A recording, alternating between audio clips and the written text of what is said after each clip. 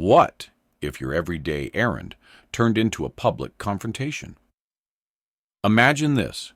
You're standing in line at the grocery store, minding your own business, when suddenly a stranger starts berating you, accusing you of being an illegal alien.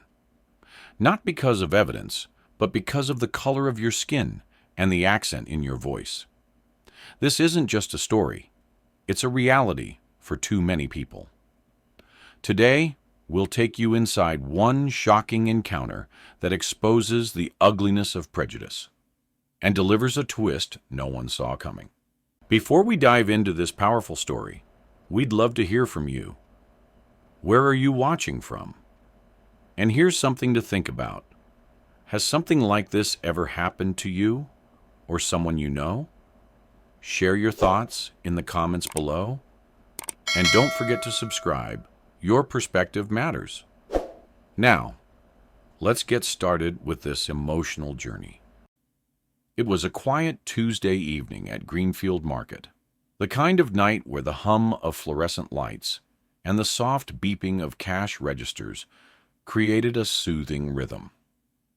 The aisles were mostly empty, save for a few shoppers grabbing last-minute essentials before closing time.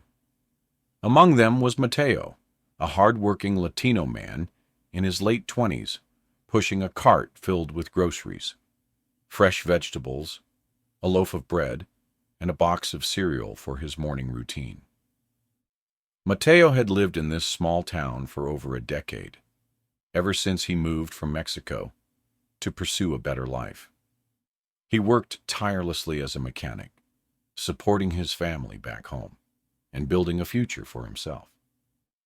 To most people in Greenfield, he was just another familiar face, quiet, polite, and always willing to lend a hand. But not everyone saw him that way. At the other end of the store, a woman we'll call Karen, a middle-aged, self-proclaimed, concerned citizen with a penchant for policing others, was finishing up her own shopping. Karen wasn't new to Greenfield Market. She came here often, though no one could say she blended in. Her designer handbag hung off her arm, and her perfectly styled blonde hair framed a face that rarely cracked a smile. Their paths crossed unexpectedly in the dairy section. Mateo reached for a gallon of milk, his cart accidentally grazing Karen's as he turned. "Oh, excuse me," Mateo said politely, offering a small smile. Karen barely glanced at him, but something about his presence caught her attention. His dark skin, slightly weathered hands, and accent when he spoke triggered an immediate assumption in her mind. He doesn't belong here, she thought to herself. Instead of brushing it off, Karen decided to act on her suspicion. She cleared her throat loudly and stepped closer to Mateo, who was now inspecting yogurt containers. "Excuse me," Karen said sharply, her tone dripping with accusation. "Are you even supposed to be here? Do you have papers?" Mateo froze, the yogurt still in his hand. He turned slowly to face her, his expression calm but confused. "What did you say?" "You heard me," Karen snapped, crossing her arms over her chest. "I'm asking if you're legal. Or are you just another one of those illegals taking jobs away from hardworking Americans?" The words hit like a slap. Mateo felt a surge of anger bubbling inside him, but years of dealing with similar situations taught him to stay composed. "I'm sorry," he replied evenly, placing the yogurt back on the shelf. "I don't think that's any of your business." But Karen wasn't satisfied. "Oh, I think it is my business. People like you come here, take advantage of our system, and then expect us to pay for it. You should go back to wherever you came from." Her voice carried through the nearly empty store, drawing the attention of a few nearby shoppers. Some looked uncomfortable, others intrigued, but no one stepped forward to intervene. Mateo took a deep breath, his jaw tightening slightly. Ma'am, I've lived here for over 10 years. I work hard, pay my taxes, and contribute to this community. If you have a problem with me, maybe you should ask yourself why you're so quick to judge." Karen scoffed, rolling her eyes dramatically. "Sure, that's what they all say. Prove it. Show me your papers." Mateo shook his head, refusing to dignify her demand with a response. Instead, he grabbed his cart and began walking toward the checkout line. But Karen wasn't done. She followed him, her voice growing louder with each step. "This is ridiculous," she exclaimed, throwing her hands up. "Why won't anyone do anything about this? Someone call immigration." Mateo's calm demeanor was beginning to crack under the weight of Karen's relentless accusations. Her voice echoed through the store, each word sharper than the last. Shoppers who had initially tried to ignore the confrontation now found themselves glancing nervously at the scene unfolding before them. Some whispered to each other, while others simply stared, unsure of what to do. Karen, emboldened by the attention, stepped even closer to Mateo, her finger pointed accusingly at him. "You think you can just ignore me? You're probably one of those people sneaking across the border, living off our tax dollars." Mateo stopped his cart near the checkout line and turned to face her fully. His dark eyes locked onto hers, and for the first time, there was a flicker of defiance in his expression. "Ma'am," he said firmly, his voice steady but laced with frustration, "I don't know who you are or why you feel entitled to question me like this. But I've done nothing wrong.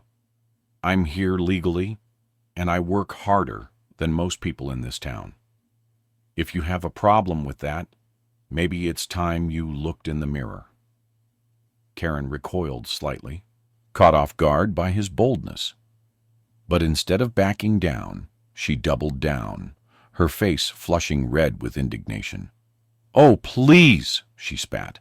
"That's exactly what someone in your position would say. Do you really expect me to believe you?"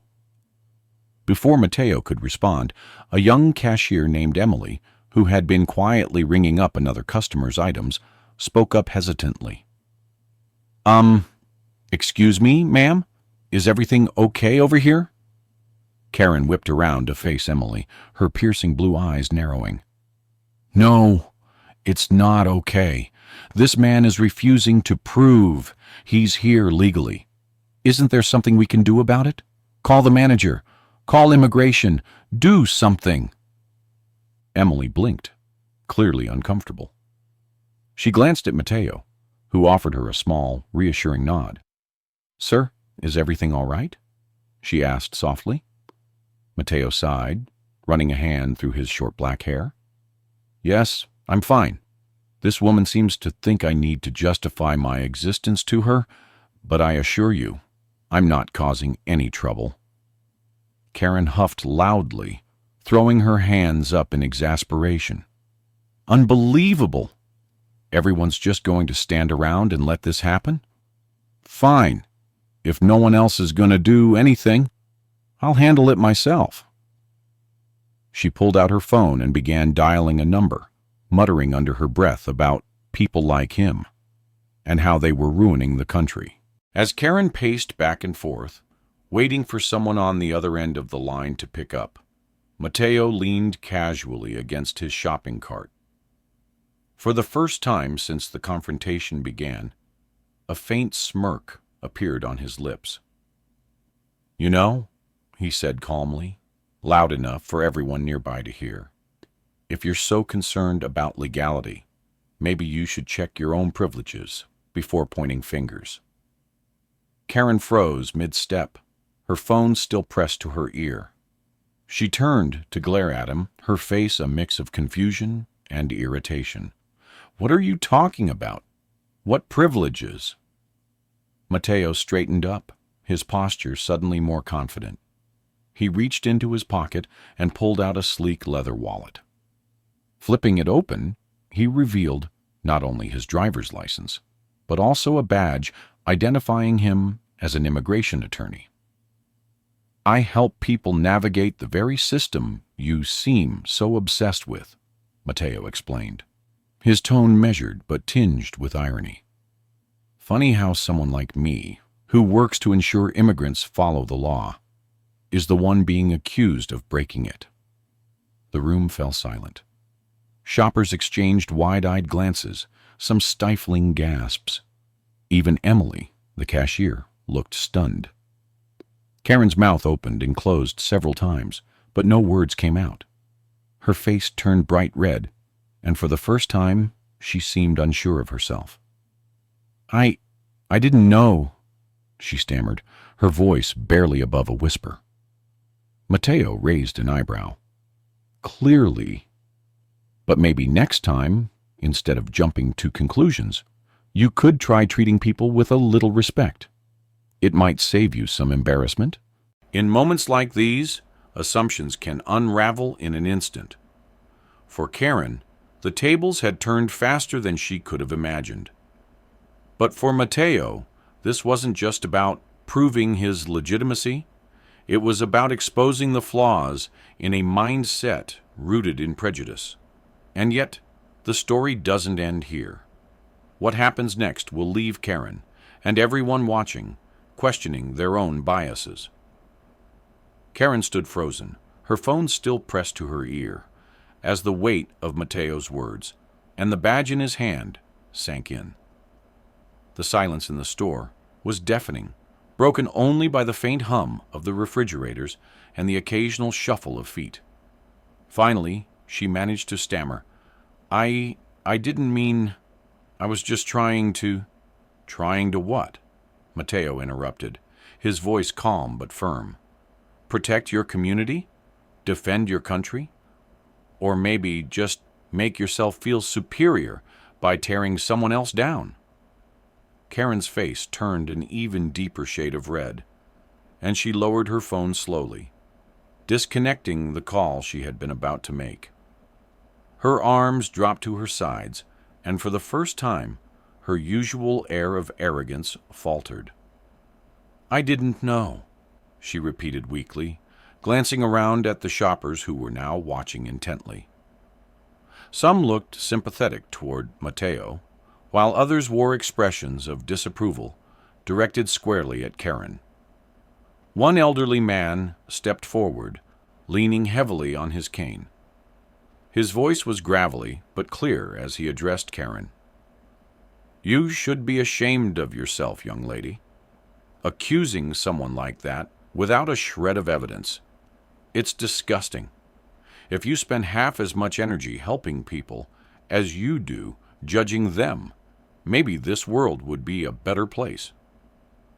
Karen opened her mouth to respond, but no words came out. Instead, she took a step back, her confidence crumbling under the collective judgment of the room. As the tension began to dissipate, Emily, the cashier, spoke up again, her voice trembling slightly, but filled with quiet courage. "Sir," she said, addressing Mateo, "I'm really sorry this happened to you. No one deserves to be treated like that." Mateo offered her a small, grateful smile. "Thank you," he replied softly. "But unfortunately, this isn't the first time something like this has happened to me, or to others like me. That's why I chose to become an immigration attorney.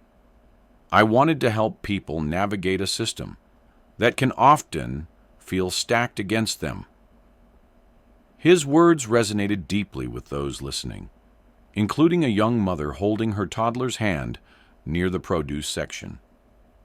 She nodded slowly, her eyes welling up with tears. "It's heartbreaking," she murmured. "People forget that we're all human beings, just trying to live our lives." Karen, meanwhile, seemed unable to process the magnitude of what had just occurred. She grabbed her shopping cart and began pushing it toward the exit, avoiding eye contact with everyone. As she passed Mateo, she muttered a barely audible, "Sorry," before hurrying out the door. Once Karen was gone, the atmosphere in the store shifted noticeably. People began chatting amongst themselves, sharing stories of similar experiences or discussing how they could stand up against prejudice in their own communities. Mateo finished checking out his groceries, exchanging polite smiles with Emily and a few other shoppers who thanked him for handling the situation with such grace. Before leaving, he paused at the entrance and turned back to address the group. "Look," he said, his tone warm but sincere. "I don't expect everyone to agree with me or see things my way. But I hope this moment reminds us all to think twice before jumping to conclusions. We're stronger when we treat each other with kindness and respect, not suspicion and hate." The crowd nodded in agreement, some clapping softly as Mateo walked out into the night. As Mateo walked out of the store, the cool evening air hit his face, offering a brief moment of relief after the heated confrontation.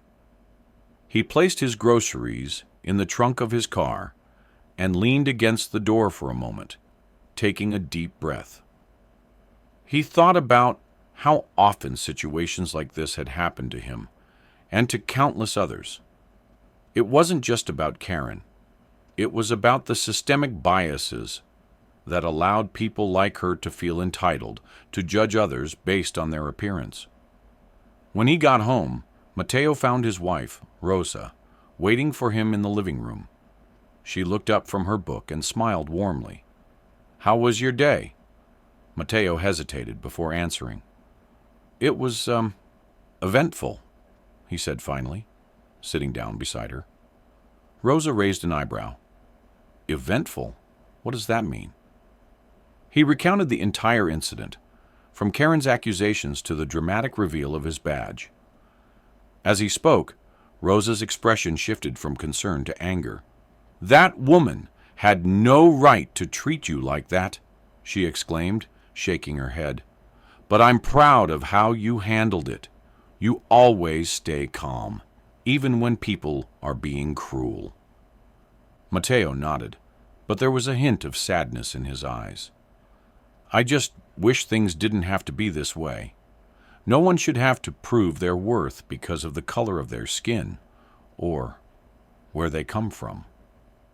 Meanwhile, across town, Karen sat alone in her living room, staring blankly at the wall. Her mind replayed the events of the evening over and over again. She couldn't shake the image of Mateo holding up his badge, the look of quiet authority in his eyes. For the first time, she began to question herself. Was I wrong? She wondered. But almost immediately, her defenses kicked in. "No," she told herself firmly. "I was just trying to protect my community." Still, doubt lingered. That night, she called her sister, Lisa, hoping for validation. "You won't believe what happened today," Karen began, recounting the story in exaggerated detail. "This man, this immigrant, was completely rude to me. And then he pulls out some fake badge or something, trying to make me look bad." Lisa paused on the other end of the line. "Wait, so you accused him of being illegal? And it turns out he's actually an immigration lawyer?" Karen hesitated. "Well, yes, but—" "Wow," Lisa interrupted, her tone incredulous. "That's embarrassing, Karen.